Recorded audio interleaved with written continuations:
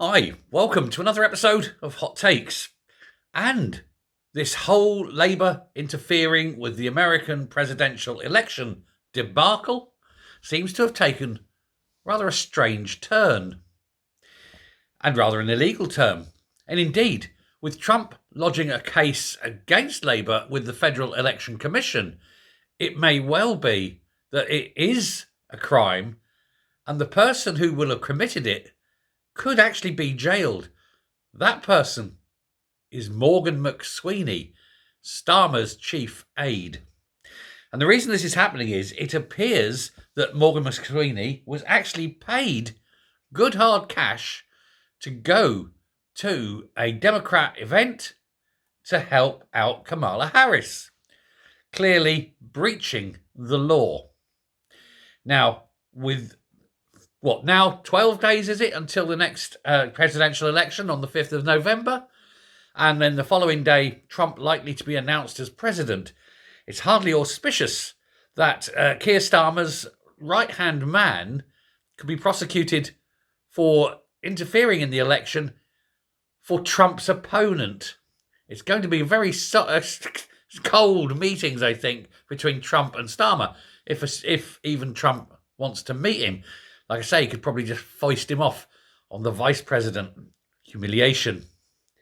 Very, very bad. But the Labour Party has admitted that it did pay and covered the cost for Morgan McSweeny to travel to the DNC in Chicago back in August, where Kamala Harris was confirmed as the party's candidate. He travelled with Matthew Doyle, who's the number 10 Director of Communications, whose costs were also met by a Labour-leaning think tank. So these people were receiving a salary for this, not doing it voluntarily, which is the law. Now, this comes, as I say, that Trump has approached the Electoral Commission, the Federal Election Commission. He's claiming it's electoral interference by a foreign power, which it is directly. And he's saying that it's illegal. Foreign campaign contributions are illegal. And the rules are very clear, and that the UK is sending activists to the States to interfere. And this is clearly a crime, and of course it could, like I say, result in McSweeny being prosecuted, and it carries up to and at least 5-year jail sentence. That'd be nice. He'd be out just in time for the next election. Maybe he could pitch in then. But according to the Times, Labour argues that none of the senior figures provided any advice to the Harris campaign. Really? Then why were they there? Why did they go? Why were they paid so much money to go to the DNC, if not to help out? We all know Labour prefer Kamala Harris to win. They don't like Trump. Anyway, the PM insisted that the pair could still work together despite the Republican candidate's campaign accusing the party of blatant foreign interference in the US election. And he's saying, well, no one who's going to go now will be paid. It doesn't matter if you're going to pay them now. If you've paid the last ones to go to that DNC, that is the crime. It's occurred, hasn't it? Surely. Mr. Trump's aides cited a now deleted post on LinkedIn by Sophie Patel, Labour's head of operations, which said 100 current and former staffers were going to be volunteering in the battleground states such as North Carolina and Nevada. And significantly, it suggested that accommodation would be arranged, and therefore that would be an assistance that is not free and voluntary if they're having accommodation paid for them. Somebody's got to cough up for that. It's a cost. Therefore, it's not voluntary, it's not free, it's a crime. Now, that changed, of course, from the original one, which was saying that they're going over there to do this and that. They had to rejig it, rejig it, and put it back up to make sure that it was clear that it was voluntary. But you have to wonder, and it's very, very dangerous line to follow by Keir Starmer. First of all, does he not think things through? Does he not realise that Trump is going to win? Does he not think that the relationship with the Americans is going to be very difficult afterwards if Keir Starmer has been interfering to help Trump's, opponent? I don't know. I don't know what's going to happen. Anyway, pressed on whether the episode could jeopardise the relationship, Keir Starmer said, no. I would suggest very much the other thing. Yes. Yes, it could. Very much indeed. And they're not the best of pals as it is.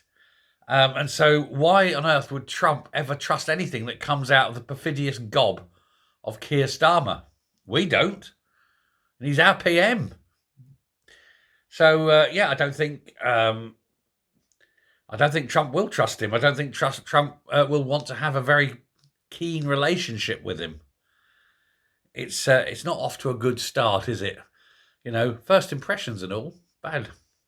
But Keir Starmer said, of course, as Prime Minister of the United Kingdom, I will work with whoever the American people return as their president in the elections that are very close now.